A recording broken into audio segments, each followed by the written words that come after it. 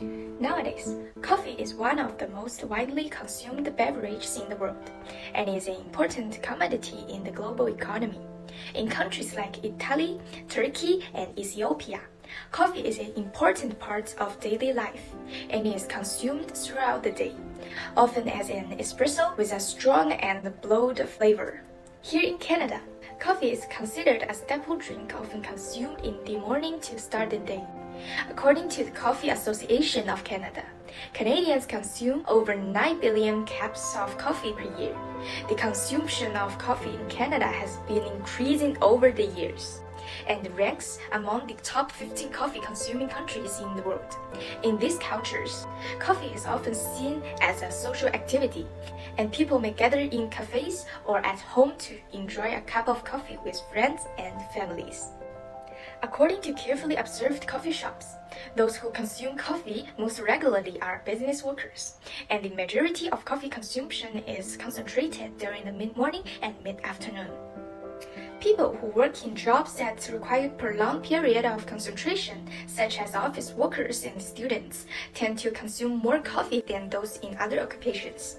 This indicates that many people use coffee as a pick-me-up during the workday. Coffee was first discovered in the 9th century. It is a plant native to the highlands of Ethiopia and then used by the local citizens for medicinal and ceremonial purposes. The drink separated to the Arabian Peninsula, and by the 15th century, it separated to the Middle East, Persia, Turkey, and Northern Africa. In the 16th century, it was brought to the New World by colonizers. Coffee then separated to Europe and became a popular drink among the upper class in colonial countries. Coffee was often associated with the upper class and seen as a luxury item. During the 18th and 19th centuries, coffee played a significant role in the development of culture and also the economy in countries such as Brazil, Colombia, and Venezuela, who became major coffee producers. Let's find out more about coffee. Coffee has several benefits. The most important one is it can decrease the death rate from all-cause mortality.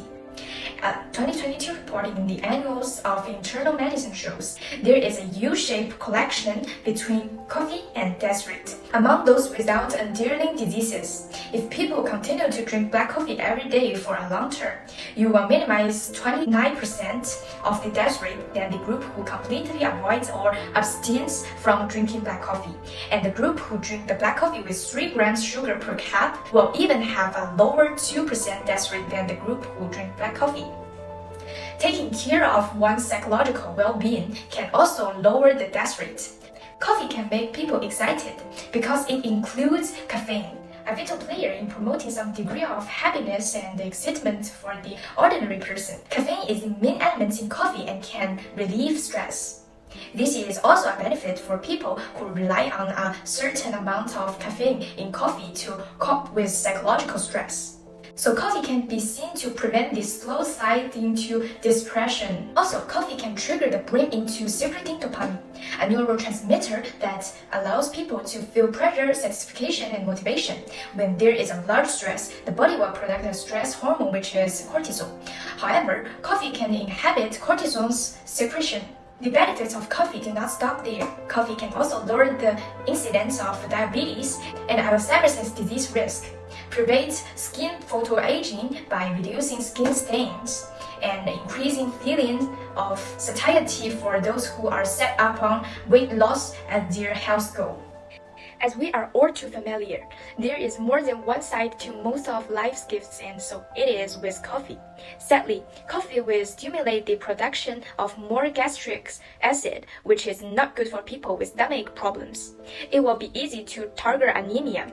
So women who are more prone to fluctuations in their levels of iron, for hormonal reasons, need to pay attention to it. Also, because caffeine acts like a drug, it is possible for people to ingest a superfluous amount of caffeine that will cause intoxication, so coffee is not a suitable drink for people with liver disease, high blood pressure, or just low coffee tolerance, and for pregnant women too. You love dark roasted coffee, but are you aware of the dark side of the coffee industry, where it is common to see exploitation of workers, environmental degradation, and negative impacts on communities? For these reasons, fair trade coffee appeared on the market to correct the ills of the coffee industry. The goal of the fair trade is to ensure that coffee farmers and workers in developing countries receive a fair price for their croppers and are provided with basic labor rights and protections. In summary, coffee is a popular drink, but it definitely raises health concerns and has a dark side. Different culture practicing the consumption of coffee, flavors, and historical backgrounds add much pleasure, fun, and even focus to the ordinary person's life. So, when you next face that question here in Canada about whether to opt for a Tim Hortons Double-Double or a Starbucks Venti, will you be driven by the health factor, the lure of the green mermaid, the question of modest pricing, or the dark question of the sourcing of those coffee beans?